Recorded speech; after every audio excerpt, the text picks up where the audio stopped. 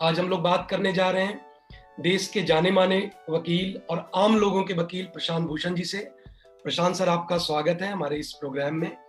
और इस पूरी बातचीत में मेरे साथ होंगी पंजाब यूनिवर्सिटी से लॉ की पढ़ाई कर रही हमारी साथी अदिति। आपका भी स्वागत है अदिति इस पूरे प्रोग्राम में।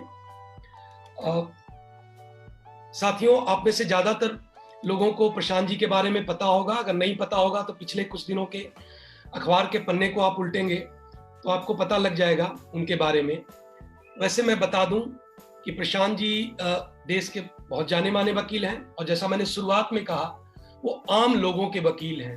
वो इसलिए आम लोगों के वकील हैं कि वो 500 से ज्यादा जनहित याचिका के द्वारा आम लोगों के मुद्दे को देश के अलग अलग कोर्ट्स के अंदर उठाते रहे हैं। एक तरफ हम देखते हैं कि आज के पूरे हमारे जस्टिस सिस्टम में आप अगर जस्टिस को लेने जाएं, उसके लिए आप कोशिश करें तो उसके लिए बहुत पैसे देने पड़ते हैं। वैसे में हम सबके ऊपर ये सवाल हमेशा रहता है कि प्रशांत जी इतना कुछ कैसे कर लेते हैं। और जब इस सवाल मेरे मन में था तो मैं प्रशांत जी के कुछ इंटरव्यू को देख रहा था, और उसमें से एक इंटरव्यू मैंने पढ़ा जिसमें इंटरव्यूअर ने उनसे पूछा कि प्रशांत जी, आप किसी लॉ स्टूडेंट को सलाह देना चाहेंगे जो इस इंटरव्यू को पढ़ेंगे, तो उससे आप क्या सलाह देंगे? तो प्रशांत जी ने कहा कि मैं सिर्फ इतना कहूंगा कि उन्हें लॉ को पैसे कमाने के कोई इंस्ट्रूमेंट के रूप में इस्तेमाल नहीं करना चाहिए, बल्कि उन्हें इसे ऐसे हथियार के रूप में इस्तेमाल करना चाहिए ताकि आम लोगों को, जो हमारे समाज का जो अंतिम व्यक्ति है, उसको न्याय मिले। और इस पूरे वाक्य में, इस पूरी बात में उनकी पूरी फिलॉसफी झलकती है जिसे वो अपने जीवन में भी अपनाए रखे हैं। और लगातार सामाजिक सरोकार के मुद्दे हो, मानवाधिकार के मुद्दे हो, नागरिक स्वतंत्रता का मसला हो, या अंतिम व्यक्ति के न्याय का मसला हो, और सबसे इंपॉर्टेंट पर्यावरण का मसला हो, उसको उठाते रहे हैं। कई लोगों का मानना है कि मनमोहन सिंह जी के नेतृत्व में जो यूपीए 2 की सरकार थी, उस दौरान जो उन्होंने 2G, कोल ब्लॉक, नीरा राडिया टेप केस, ये वो केसेस उठाए जिसकी वजह से भ्रष्टाचार के खिलाफ माहौल बना, और अंततः वो सरकार के खिलाफ भी माहौल बना, और वो सरकार 2014 में सत्ता से बेदखल हो गई। लेकिन जब नई सरकार आई तो प्रशांत जी वहां भी चुप नहीं रहे। वहां चाहे वो सहारा बिरला डायरी का मसला हो, उसे वो उठाते रहे, कोर्ट में ले गए, और चाहे वो राफाल डील में भ्रष्टाचार का मामला हो, जब उन्हें लगा, उनके पास सबूत आए, तो उसको भी उन्होंने उठाया। और उन्होंने कहा कि इस पे तो एक इन्वेस्टिगेशन होना चाहिए, एक स्वतंत्र जांच होनी चाहिए। तो इस पूरी वाकया से आप देखेंगे कि सरकारें चाहे किसी की भी हो, चाहे वो बीजेपी की हो, कांग्रेस की हो, वो आम लोगों की बात, जन सरोकार की बात को हमेशा उठाते रहे हैं। और हमेशा जो सत्ता से बेदखल लोग होते हैं वो उनके हमेशा साथ में आके खड़े हो जाया करते हैं। इसके अलावा Prashant ji PUCL, centre for public interest litigation, campaign for judicial accountability and reform, CJAR के जैसी संस्थाओं से भी जुड़े रहे हैं। आप में से कई साथी उन्हें अन्ना आंदोलन के एक प्रमुख चेहरे के रूप में भी जानते होंगे। इतना ही नहीं, कई लोग आप में से उन्हें आम आदमी पार्टी के फाउंडिंग मेंबर के रूप में भी जानते होंगे। उस पूरे मूवमेंट के दौरान उनकी पूरी एक कोशिश थी एक नई राजनीतिक व्यवस्था को स्थापित करने की, मगर जब 2015 में पार्टी सत्ता में आई और सत्ता और सिद्धांतों में उन्हें चुनना था, तो उन्होंने एक बार फिर उस सिद्धांतों के ऊपर गए। तो ये प्रशांत जी के बारे में कुछ बातें थी जो मुझे लगा कि आप सबके सामने रखना चाहिए, तो वो मैंने आपके सामने रखा। एक पर्सनल बात उनके बारे में मैं बताना चाहूंगा कि जो ज्यादातर साथियों को नहीं पता होगा कि प्रशांत जी IIT मद्रास के स्टूडेंट रहे, लेकिन उन्होंने बीच में ही पढ़ाई छोड़ दी, IIT को छोड़ दिया, और अपने दूसरे जो चीजों को परस्यू करना चाह रहे थे उसको वो करने चले गए। और बाद में उन्होंने लॉ की पढ़ाई की, और वो फिर बाकी जो कुछ हुआ वो हम सबको पता है। साथियों,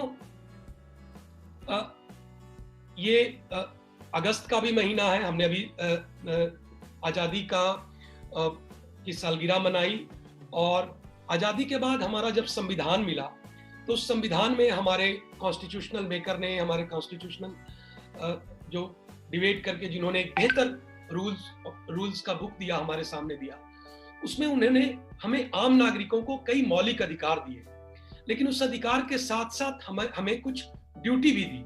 उन्होंने कहा कि आपको कुछ कर्तव्य हैं जो आम नागरिकों को पालन करना चाहिए। और आप प्रशांत जी के पूरे इन काम को देखेंगे, पूरे उनके जीवन को देखेंगे, तो आप देखेंगे कि वो उसी संविधान में निहित वो जो ड्यूटी है, फंडामेंटल ड्यूटीज है, उसी का वो पालन कर रहे हैं, उसी को वो निभा रहे हैं। और ऐसा नहीं कि जब वो इसे निभा रहे हैं तो इसमें कोई दिक्कत नहीं आ रही है। मैं एक वाकया याद करना चाहूंगा कि प्रशांत जी जब बिहार के एक बहुत बड़े बाहुबली शहाबुद्दीन का केस लड़ते हैं, उसका बेल कैंसिल हो जाता है, तो उसके बेल कैंसिलेशन के लिए आवाज उठाते हैं और उसे सिवान के जेल से हटा करके दिल्ली के तिहाड़ में लाने की वकालत करते हैं। तो बीजेपी के बड़े नेता भी, जो बिहार के बड़े नेता हैं बीजेपी के, सुशील कुमार मोदी जी, वो उनका स्वागत करते हैं। अभी भी उनका ट्वीट मौजूद है। लेकिन वही प्रशांत भूषण जब इस सरकार के खिलाफ जो भ्रष्टाचार का मसला उठाते हैं और वो कहते हैं कि इस पे एक स्वतंत्र जांच होनी चाहिए, तो उन्हें एंटी नेशनल करार दे दिया जाता है। उन पे कई हमले होते हैं, ट्रोल्स के थ्रू और तमाम तरीकों से। और ये वो पार्टी हमला करती है जिनके बड़े नेता अटल बिहारी वाजपेयी ने कहा था कि सरकारें आती जाती रहेंगी लेकिन ये देश रहना चाहिए। तो ये शायद उनके जो पार्टी के सदस्य हैं वो देश और उस सरकारों के ऊपर जो हमले हो रहे हैं उनमें फर्क करना नहीं जानते। तो प्रशांत जी आपसे मैं ये सवाल करना चाहूंगा कि पिछले कुछ वर्षों से आप लगातार ये कहते रहे हैं कि ये सरकार जो है, मोदी सरकार, इनकी जो नीतियां रही है वो ये जो हमारा पूरा एक कॉन्स्टिट्यूशनल फ्रेमवर्क है, एक कॉन्स्टिट्यूशनल जो पूरी हमारी मैसनरी है, उसको कमजोर करने का काम कर रही है। और उस कमजोर करने के क्रम में आप कह रहे हैं कि वो अगर कमजोर हो जाएगा तो अल्टीमेटली वो पूरी हमारी डेमोक्रेसी है वो कमजोर हो जाएगी। तो एक इस बात को आप लगातार उठाते रहे हैं। दूसरी इंपॉर्टेंट बात जो मैंने आपकी बातचीत से नोट किया वो ये किया कि आप कहते रहे हैं कि देखो हमने एक संविधान लिया और उस संविधान में सबकी वकालत करता है और ये देश सबका है, कई जाति भाषा धर्म के लोग यहाँ रहते हैं और उसे सामाजिक सौहार्द के साथ रहना चाहिए, वही हमारी डेस्टिनी है। तो आप ये भी कहते रहे कि ये सरकार अपने पॉलिटिकल फायदे के लिए वो जो पूरा सौहार्द है उसे पूरा खराब करने की काम कर रही है। और तीसरी इंपॉर्टेंट बात जो आप लगातार कहते रहे हैं, जो मैंने आपकी बातचीत से नोट किया है, वो ये सरकार की जो पूरी डेवलपमेंट की नीति है, उस पूरी नीति के में जो अंतिम व्यक्ति है, जो अंत्योदय का पूरा विचार है, वो पूरा गायब है और पर्यावरण का मसला तो कहीं आता ही नहीं है। तो मैं आपसे जानना चाहूंगा कि आप क्यों इन तीनों निष्कर्षों पे पहुंचे हैं। जी प्रशांत सर। थैंक यू मनीष, तुमने मेरे बारे में थोड़ा ज्यादा ही बोल दिया। जी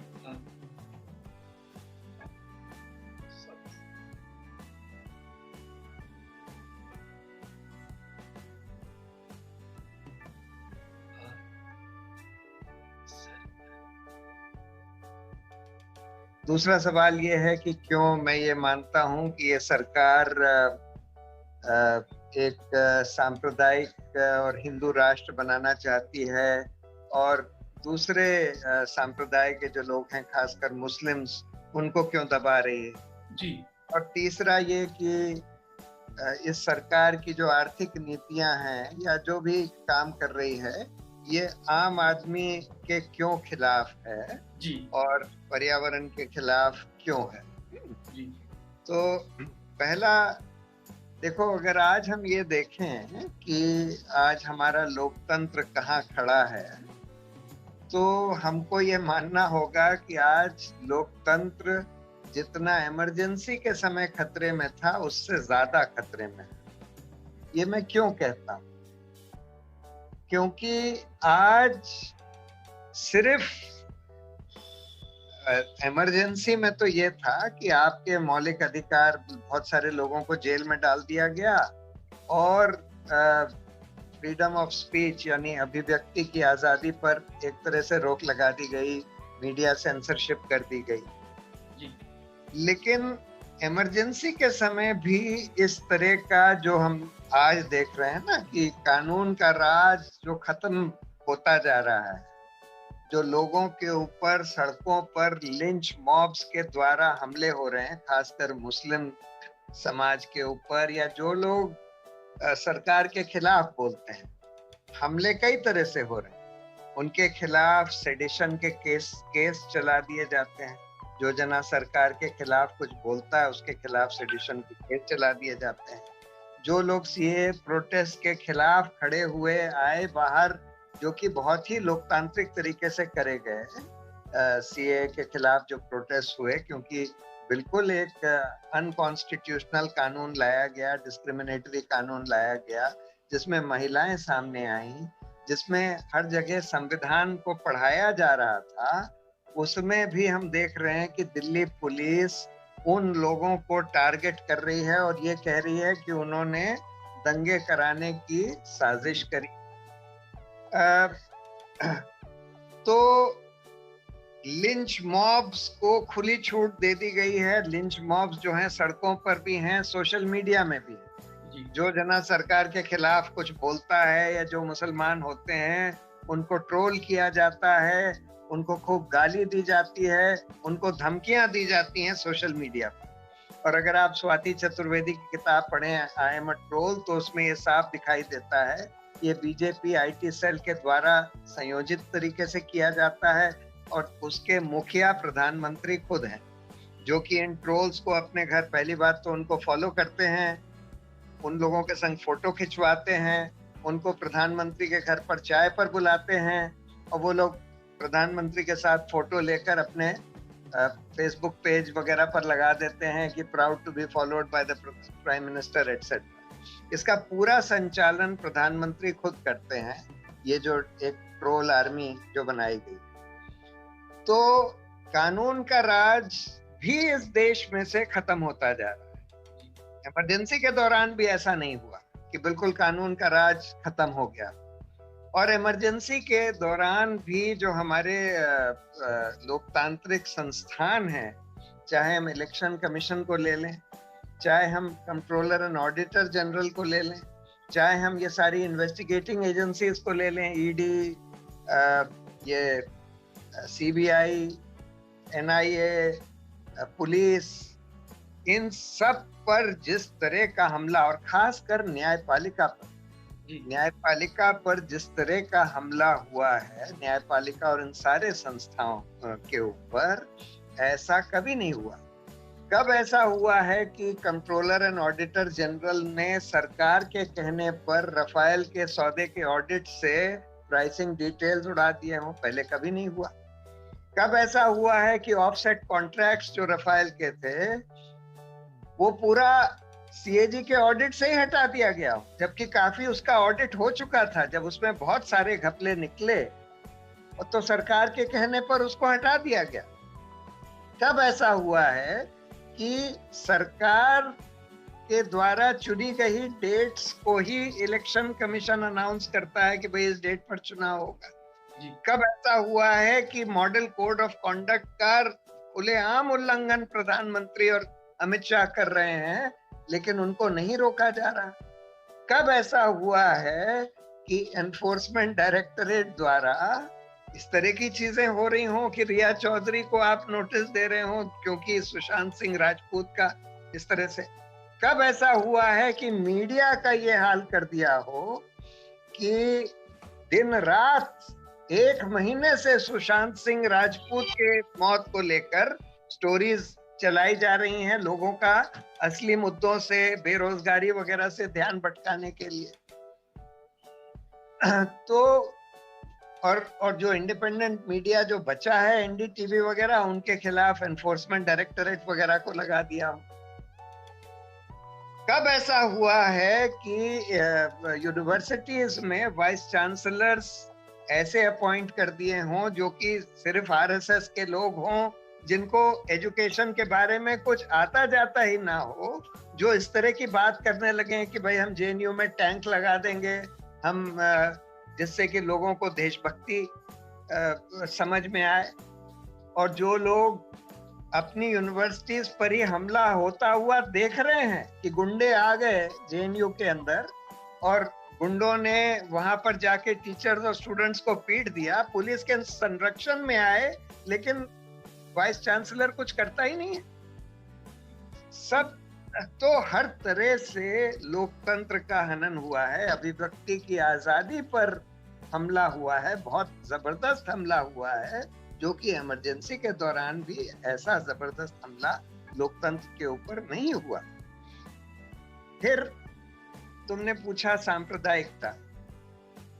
कब ऐसा हमने देखा कि व्हाट्सएप के द्वारा, इसीलिए व्हाट्सएप यूनिवर्सिटी कहा जाता है, व्हाट्सएप के द्वारा ऐसा हेट फैलाया गया, ऐसी झूठी झूठी खबरें मुसलमानों के खिलाफ, फैब्रिकेटेड वीडियोस वगैरह चलाए गए, और मेन स्ट्रीम मीडिया में भी दिन रात हिंदू मुस्लिम और मुस्लिम्स के खिलाफ नफरत फैलाने का पूरा अभियान चलाया जा रहा है। ऐसा तो कब ऐसा हुआ है कि देश का प्रधानमंत्री एक मंदिर के इनॉग्रेशन के फंक्शन में उसके फाउंडेशन स्टोन में चला गया? एक सेकुलर देश में तो ये होना ही नहीं चाहिए, हो ही नहीं सकता, सरकार इस तरह का काम कर ही नहीं सकती, लेकिन अनफॉर्चुनेटली ये सब हो रहा है। और सुप्रीम कोर्ट और जो जिसका काम है इन सब चीजों को रोकना, ये सब लोकतंत्र के हनन को रोकना, अब लोकतांत्रिक संस्थाओं की रक्षा करना, वो नहीं हो रही। कई साल से हम ये देख रहे हैं। तो इसलिए पूरा हिंदू राष्ट्र बनाने का अभियान चलाया जा रहा है, लोगों को मुसलमानों के खिलाफ भड़काया जा रहा है, नफरत फैलाई जा रही है, और ये सरकार और उसके सारे तंत्र और जो मीडिया जिसको कैप्चर कर लिया है उसके द्वारा करा जा रहा है। अब तीसरा सवाल तुमने ये पूछा कि जो आर्थिक नीतियां, जी, आर्थिक नीतियों में तो अब देखिए, ये कोविड के दौरान, लॉकडाउन के दौरान ऑर्डिनेंस से सारे लेबर प्रोटेक्शन लॉज को खत्म करने की इन्होंने पूरी कोशिश करी कि सारा लेबर प्रोटेक्शन खत्म हो जाए। लॉकडाउन की वजह से करोड़ों लोगों की नौकरियां खत्म हो गई, माइग्रेंट वर्कर्स बेरोजगार हो गए। कोई नीति नहीं बनाई गई कि उनको कोई कम से कम मिनिमम वेज मिल सके। अरे भाई, राइट टू एम्प्लॉयमेंट कायदे से एक फंडामेंटल राइट होना चाहिए। डिजास्टर मैनेजमेंट एक्ट ये कहता है कि आपको डिजास्टर के लिए, ये तो एक ऐसी आपदा थी जिसमें आपने पूरे देश में लॉकडाउन कर दिया, उसके लिए आपको एक नेशनल प्लान बनाने की जरूरत थी, कोई नहीं बनाया गया। सरकार ने, प्रधानमंत्री ने खुद जैसे नोटबंदी तय करी, वैसे ही अपने आप अकेले ये तय कर लिया कि हम पूरे देश में लॉकडाउन कर देंगे। उससे एक दिन पहले सारे चीफ सेक्रेटरीज की मीटिंग हुई होम सेक्रेटरी से, उन लोगों ने तय किया कि नहीं, जिन डिस्ट्रिक्ट्स में ये फैला है वहीं पर लॉकडाउन होना चाहिए, लेकिन उसी दिन रात में आके प्रधानमंत्री ने अनाउंस कर दिया कि पूरे देश में लॉकडाउन होगा। कोई एक्सपर्ट्स को कंसल्ट नहीं किया गया, एक्सपर्ट ग्रुप जो बनाया उसकी मीटिंग तक नहीं हुई, उससे पहले ही प्रधानमंत्री ने खुद अनाउंस कर दिया कि हम लॉकडाउन करेंगे।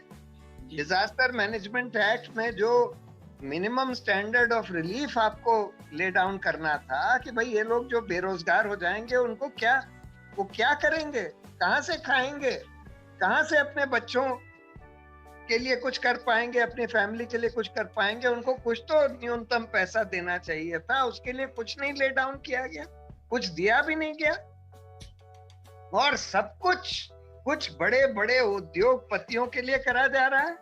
10 लाख करोड़ से ज्यादा हमारे बैंकों का पैसा मालिया, नीरव मोदी, मेहुल चौकसी वगैरह लेकर भाग गए, 10 लाख करोड़ से ज्यादा। और उन लोगों को पकड़ने का बस एक ढोंग रचा जा रहा है। सबको भगा दिया गया हिंदुस्तान से। जब रघुराम राजन ने बोला कि ये बड़े बड़े मोटे मोटे उद्योगपति इस देश के बैंकों का हमारा पैसा लेकर भागने वाले हैं, उस चिट्ठी को दबा दिया गया, कोई एक्शन नहीं लिया गया, उनको भगा दिया गया देश से। फरार कर दिया गया। सारी पॉलिसीज अदानी अंबानी के हक में बनाई जा रही हैं और देश के आम लोगों को लूटा जा रहा है। हमारे इलेक्शंस में हम जानते हैं कि भाई पैसे का बोलबाला है, जिनके पास पैसे होते हैं वही खूब एडवर्टाइज कर लेते हैं, अपना खूब दिखा लेते हैं। पिछले इलेक्शन में ये कहा जाता है कि भाजपा ने 50,000 करोड़ रुपए, 50,000 करोड़ खर्च किए पिछले लोकसभा चुनाव में। पैसे का की अहमियत कम करनी थी चुनाव में। उसके लिए जब इन्होंने नोटबंदी करी थी तो बोला था कि भाई हम नोटबंदी इसलिए कर रहे हैं कि कैशलेस इकोनॉमी हो जाए।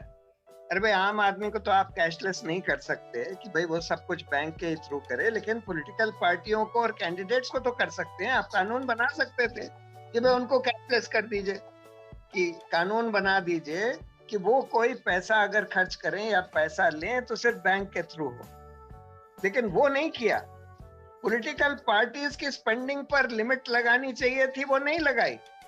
उल्टे 3 कानून ऐसे बदल दिए गए कि जिससे कि पॉलिटिकल पार्टीज फॉरेन डोनेशन भी ले सके। यहाँ तो एनजीओस को परेशान किया जा रहा है कि भाई तुमने फॉरेन फंडिंग ले ली, पर जो कानून बना था वो इसलिए बना था कि पॉलिटिकल पार्टीज और पब्लिक सर्वेंट्स फॉरेन फंडिंग ना ले पाए, फॉरेन इन्फ्लुएंस में ना आ पाए। आपने उस कानून को बदल दिया कि अब पॉलिटिकल पार्टीज फॉरेन फंडिंग भी ले सके। आपने ये भी कानून बदल दिया कि कॉरपोरेशंस जो हैं अपने प्रॉफिट का 7.5% से ज्यादा पॉलिटिकल डोनेशंस नहीं दे सकते, वो लिमिट ही हटा दी। अब कितना भी दे सकते हैं आप, 100% पूरा भी दे सकते हैं, उससे ज्यादा भी दे सकते हैं। फिर एक आपने इलेक्टोरल बॉन्ड्स इंट्रोड्यूस कर दिया कि जिससे कि बैंक के थ्रू भी जो पैसा दिया जाए वो भी घूस के तौर पर अनोनिमस तरीके से दिया जा सके, कि कोई भी आदमी, कोई भी कंपनी जाकर इलेक्टोरल बॉन्ड्स खरीद ले, जो बेरर बॉन्ड्स होते हैं जिसमें किसी का नाम नहीं होता, 50 करोड़ के, 100 करोड़ के इलेक्टोरल बॉन्ड्स खरीद के और घूस के तौर पर भाजपा को दे दे, और इसीलिए भाजपा को 90% से ज्यादा इलेक्टोरल बॉन्ड्स का पैसा मिला है। आप पर्यावरण के सारे कानून बदल रहे हैं, इसलिए अभी आपने कोल लीज दे दी छत्तीसगढ़ में, झारखंड में, नो गो एरियाज में सारे आप उसके रेगुलेटरी कानून बदल रहे हैं कि कोई, जैसे 4 धाम की जो रोड है, पहले कानून ये कहता था कि 50 किलोमीटर से ज्यादा की अगर कोई रोड होगी तो उसका एनवायरमेंटल क्लियरेंस होगा। आपने उसको 9 हिस्सों में बांट दिया। 500 किलोमीटर की रोड है, 11 हिस्सों में बांट दिया और बोल दिया कि अब कोई एनवायरमेंटल क्लियरेंस की जरूरत ही नहीं है। यानी कि एनवायरमेंटल कंसर्न्स की धज्जियां उड़ा दी गई और एक ऐसे मूर्ख प्रकाश जावड़ेकर को वहां बैठा दिया गया है जिसको पर्यावरण का कुछ भी नहीं आता। और ये हम देख रहे हैं कि सारे मंत्रालयों में हो रहा है कि ऐसे ऐसे लोगों को, निर्मला सीतारमण को फाइनेंस मिनिस्टर बना दिया, कुछ भी नहीं आता फाइनेंस के बारे में, फिर भी उनको फाइनेंस मिनिस्टर बना दिया। तो मतलब कोई कंसर्न नहीं है कि आम आदमी का क्या हो क्या ना हो, सब कुछ प्रोपेगेंडा से, दिखावे से चलाने की बात है। आपने नोटबंदी कर दी बगैर किसी से पूछे, रिजर्व बैंक के गवर्नर से भी नहीं पूछा, अपने फाइनेंस मिनिस्टर से भी नहीं पूछा, किसी एक्सपर्ट से नहीं पूछा, बस क्योंकि आप ये दिखावा करना चाहते थे कि हम काला धन को रोक लगाना चाहते हैं। और काला धन धनाधन बढ़ता जा रहा है, काला धन लेकर लोग भाग रहे हैं, काले धन को पॉलिटिकल पार्टीज को इलेक्टोरल बॉन्ड्स के द्वारा डोनेशन दे रहे हैं, लेकिन आप उसमें कोई रोक नहीं लगा रहे। तो इसलिए अदिति से मैं कहूंगा कि एक इसी से कुछ मिलता जुलता सवाल है, जो इसको लेकर के आप कोर्ट में जाते रहे हैं, उसको लेकर के सवाल है, तो मैं अदिति से कहूंगा कि वो सवाल सर के सामने रखें। जी, तो सबसे पहले जो हमारे साथ साथी जुड़े हैं उनकी जानकारी के लिए मैं बताना चाहती हूँ कि प्रशांत सर हमेशा ही जुडिशियल अकाउंटेबिलिटी और ट्रांसपेरेंसी के अधिवक्ता रहे हैं और उन्होंने हमेशा ये प्रयास किया है कि ये जो सिद्धांत है ये हम अपने जुडिशियल सिस्टम में संयुक्त कर पाएं। वो जैसे कि मनीष सर ने पहले भी बताया कि वो CJAR यानी कैंपेन फॉर जुडिशियल अकाउंटेबिलिटी और रिफॉर्म्स के कन्वीनर हैं। CJR एक जन आंदोलन से निकला हुआ संगठन है जिसने हमेशा से ये प्रयास किया है कि हम जुडिशरी को ज़्यादा अकाउंटेबल और एक्सेसिबल बना सकें। यही नहीं, प्रशांत सर ने अपनी इंडिविजुअल कैपेसिटीज़ में भी इंडियन जुडिशरी को स्ट्रेंथन करने में बहुत बड़ा योगदान दिया है। ऐसे बहुत सारे हजार मामले हैं, पर मैं सिर्फ यहाँ पे एक उदाहरण देना चाहूँगी कि प्रशांत सर ने ही सफलतापूर्वक एक केस लड़ा था जिसकी वजह से सुप्रीम कोर्ट और हाई कोर्ट के जजेस को RTI एक्ट के दायरे में लाया गया था। तो सर, इसी से रिलेटेड हमारे आपसे 2 क्वेश्चंस हैं। पहला हमारा सवाल ये है कि आज की परिस्थितियों को देखते हुए आपके अनुसार ऐसे कौन से जुडिशियल रिफॉर्म्स हैं जो इंडिया के लिए सबसे ज़रूरी हैं और वो कैसे आ सकते हैं। दूसरा क्वेश्चन हमारा ये है कि जब हम रिफॉर्म्स की बात कर रहे हैं तो हमें एक समझ बन पा रही है कि अगर हम किसी भी इंस्टीट्यूशन में रिफॉर्म्स लाना चाहते हैं तो हमें उसमें जो समस्याएं हैं, जो उसकी कमियां हैं, उसके बारे में हमें बात करनी होगी, या फिर हम कह सकते हैं कि हमें कंस्ट्रक्टिव क्रिटिसिज्म देनी होगी। तो सर, आपके अकॉर्डिंग क्या इस कंस्ट्रक्टिव क्रिटिसिज्म की कोई बाउंड्री लाइन या सीमा होनी चाहिए, और अगर हाँ तो हम एज लॉ स्टूडेंट्स या हम एज यूथ हमें क्या दिमाग में रखना चाहिए कि क्या बेसिस होना चाहिए इस कंस्ट्रक्टिव क्रिटिसिज्म की बाउंड्री लाइन का? जी सर। तो देखो, रिफॉर्म्स की जहाँ तक बात है, अगर आज हम ये सवाल पूछें कि हमारी न्यायपालिका से कितने लोगों को असल न्याय मिल पा रहा है, तो उसका एक ईमानदार जवाब होगा कि शायद 1% को भी नहीं। उसके कई कारण हैं। पहला तो ये है कि आम आदमी तो इस न्यायिक व्यवस्था में घुस ही नहीं सकता बगैर वकील के। आम आदमी के पास वकील के करने के पैसे नहीं होते, तो वो तो किसी गरीब आदमी को अगर पुलिस पकड़ लेती है किसी भी झूठे आरोप में, तो वो तो बेचारा बस हाथ जोड़कर खड़ा हो जाता है, क्योंकि वो अपने बचाव में कुछ कह ही नहीं सकता, कुछ कर ही नहीं सकता। और इसीलिए देश के जेलों में आधे से ज्यादा लोग तो अंडर ट्रायल्स हैं, जो अपनी बेल भी नहीं ले पा रहे। उनको बस अक्यूज किया गया है, उनका ट्रायल भी नहीं होता और वो जेलों में सड़ते रहते हैं, क्योंकि अपना बचाव भी नहीं कर सकते, बेल भी नहीं ले पाते।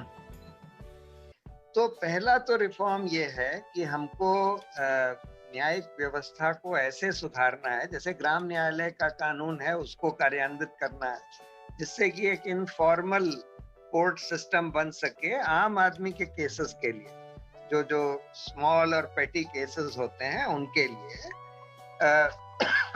जिसमें उनको वकील करने की जरूरत ना हो और जहां जल्दी से फैसले हो जाएं। और वहां दूसरा, हम लोगों को जो रेगुलर कोर्ट सिस्टम है उसको भी सुधारने की जरूरत है। वहां पर जजेस की संख्या बढ़ाने की जरूरत है। वहां पर अच्छे जजेस, बेटर जजेस नियुक्त होने की जरूरत है। उसके लिए हम लोगों को जुडिशियल अपॉइंटमेंट्स में पारदर्शिता लाने की जरूरत है और एक ऐसा ठोस आयोग बनाने की जरूरत है जो कि जजों का चयन बिल्कुल प्रॉपर तरीके से, सब चीजें देखकर, प्रॉपर क्राइटेरिया ले डाउन करके और ट्रांसपेरेंसी के साथ, पारदर्शिता के साथ करे। फिर हम लोगों को जजों की जवाबदेही लाने के लिए, क्योंकि अभी तो जो इम्पीचमेंट का प्रोसेस है वो एक पॉलिटिकल प्रोसेस है, बहुत मुश्किल है, उसमें 100 MPs के दस्तखत कराने होते हैं और फिर बहुत लंबा प्रोसेस है। उसके बजाय हम लोगों को एक जुडिशियल कंप्लेंट्स कमीशन बनाने की जरूरत है, जो कि सरकार और न्यायपालिका दोनों से स्वतंत्र हो, high powered judicial complaints commission, जिनको हम लोग जजों के खिलाफ कंप्लेंट कर सकें और वो उसका इन्वेस्टिगेशन करके उस जज की बात सुनकर फिर तय कर सकें कि भाई इसके खिलाफ क्या एक्शन होने की जरूरत है, इसके खिलाफ चार्जेस ठीक हैं कि नहीं। अब ये कैसे होगा, क्योंकि ना तो सरकार कोई रिफॉर्म्स चाहती है, ना ही न्यायपालिका कोई रिफॉर्म्स चाहती है। तो ये जब तक जो रियल स्टेक होल्डर्स हैं वो तो कंज्यूमर्स ऑफ जस्टिस हैं, जो आम आदमी है जिसको न्यायपालिका की जरूरत है। तो जब तक उन लोगों का एक बड़ा कैंपेन इस पर नहीं चलेगा तब तक ये रिफॉर्म्स नहीं आने वाले। और उसके लिए इसका पूरा डिस्कशन, पब्लिक डिस्कशन होना चाहिए कि भाई न्यायपालिका में क्या गड़बड़ी है, क्या सुधार होने की जरूरत है। और इसीलिए जरूरी है कि न्यायपालिका में जो भी खामियां हो उसका open, free and Frank discussion हो सके। जो सिर्फ सावधानी बरतने की जरूरत है वो बस इतनी है कि हम लोग कोई ऊल जलूल आरोप भ्रष्टाचार के या किसी और तरह के बगैर किसी एविडेंस के किसी जज के खिलाफ ना लगाएं, या कोई इररिस्पॉन्सिबल बात ना करें जिसका कोई आधार ना हो। रिस्पॉन्सिबल तरीके से सोच समझ के देख दाख कर हम लोग कुछ भी क्रिटिसिज्म कर सकते हैं, कुछ भी डिस्कशन कर सकते हैं किसी भी संस्था के बारे में, न्यायपालिका के बारे में, और उसको कंटेम्प्ट ऑफ कोर्ट नहीं माना जाना चाहिए, उस पर कोई रोक नहीं होनी चाहिए। Thank you sir. एक लास्ट सवाल है, वो 2 मिनट में लूंगा कि जैसा शुरुआत में भी हमारी बातचीत में आया कि जब आप एक नागरिक के रूप में आप ये सब काम करते हैं तो सरकार भी आपसे हमला करती है, और आपने कहा भी कि कैसे एंटी सीए प्रोटेस्टर को आज घसीटा जा रहा है दिल्ली दंगों को लेकर के। हमारे साथी अनुपम है, अमित है, उन सबको बुला करके पूछताछ किया जा रहा है, जबकि उनकी सारी बातचीत पब्लिक डोमेन में रही है। इसके बावजूद तो आज का युवा, क्योंकि मुझे लगता है कि हम युवा आजादी के आंदोलन में रहे, इमरजेंसी जब हुई तभी वो बड़ी अग्रणी भूमिका में है। आज का युवा एक दोहरी मार झेल रहा है, एक तरफ बेरोजगारी से वो परेशान है, दूसरा अपने जीवन यापन को लेकर के वो बहुत चिंतित है। ऐसे में इससे कैसे लड़ा जाए, इसको मैं कुछ शब्दों में आपसे जानना चाहूंगा। देखो, पहली बात तो ये हमको ये समझना चाहिए कि ये देश युवाओं के लिए ही है, क्योंकि उन्हीं की जिंदगी, हम लोगों की तो जिंदगी ज्यादातर निकल गई, युवा की जिंदगी उनके सामने है, और युवा ही सबसे बड़ा स्टेक होल्डर है हमारे समाज में और हमारे फ्यूचर में। जी। और युवा के पास ही सबसे ज्यादा एनर्जी होती है, सबसे ज्यादा आइडियाज होते हैं नए नए। तो इसलिए सबसे बड़ा दायित्व इस देश को बचाने का, इस देश के लोकतंत्र को बचाने का, इसको सुधारने का युवाओं के पास ही है। ये बात ठीक है कि हर एक जना अपनी अपनी समस्याओं से, निजी समस्याओं से भी जूझ रहा है, लेकिन इसके साथ साथ जितनी हमारी क्षमता हो उतना समय हम लोगों को पब्लिक इश्यूज और पब्लिक अफेयर्स के लिए देना चाहिए। और उसमें हम लोग, पहली बात तो पहले हमारा यूथ का दायित्व है कि वो पहले पढ़े, सोचे, समझे कि देश में हो क्या रहा है, समाज में हो क्या रहा है, क्या खामियां हैं, क्या सुधार होने चाहिए। जैसे कि एक ये किताब हम लोगों ने बनाई थी ना, रिक्लेमिंग द रिपब्लिक। जी सर। ये इसमें बहुत अच्छे अच्छे विद्वानों ने पूरा इस पे विचार करके लिखा था कि भाई हमारे पूरे समाज में क्या क्या खामियां हैं, क्या क्या सुधार होने चाहिए हमारे पब्लिक पॉलिसीज वगैरह में। तो ये किताब सबको पढ़नी चाहिए। ये हमारे वेबसाइट पे है reclaimingtherepublic.in, जिससे कि ये समझ में आए कि भाई क्या प्रॉब्लम्स हैं, क्या उसके सॉल्यूशंस हैं। और समझने के बाद उस पर हम लोगों को कैंपेन भी चलानी चाहिए और बोलना भी चाहिए, बोलना चाहिए और कैंपेन चलानी चाहिए। तो और अगर उसके लिए आपको कोई पेनल्टी भी पे करनी पड़े, आपको अगर जेल में भी डालने की धमकी दें, आपके खिलाफ सेडिशन का केस चलाएं या कंटेम्प्ट का केस चलाएं, तो वो झेलने के लिए तैयार रहना चाहिए। जब तक हम एक युवाओं का एक ऐसा वो नहीं बनाते दल जो कि जेल में जाने से डरे नहीं। गांधी जी ने यही बोला था जी कि भाई जिस दिन जेल जाने का डर खत्म हो जाएगा उस दिन आप आजाद हो जाएंगे। तो इसलिए, क्योंकि देखिए अगर बहुत सारे लोग खड़े हो जाते हैं तो किस किस को जेल में डालेंगे। अब जैसे कंटेम्प्ट के मामले में भी बहुत सारे लोग खड़े हो गए, बहुत सारे लोग वही चीज कहने लगे जी। तो कितने लोगों को आप कंटेम्प्ट करेंगे, कितने लोगों को आप जेल में डालेंगे। जैसे वो आजादी के समय लोग कहते थे ना कि सरफरोशी की तमन्ना अब हमारे दिल में है, देखना है जोर कितना बाजुए का दिल में। उसी तरह से देखना है जेल में आपके कितनी जगह है। देख लिया है, देखेंगे, वो कहते हैं ना, जेल जगह है कितनी जेल में तेरे, देख लिया है देखेंगे।